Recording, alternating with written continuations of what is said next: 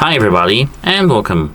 In this video I'm going to show you how you can easily enable fake cell tower protection on your brand new Android 16 phone.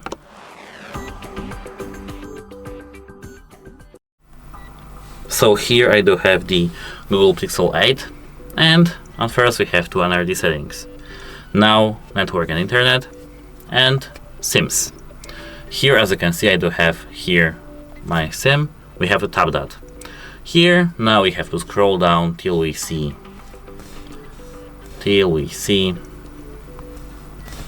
2G network protection. Avoid 2G networks which are less secure. This may limit connectivity in some places. Emergency calling is always allowed. We have to just tap on that to enable fake cell tower protection on the Android 16.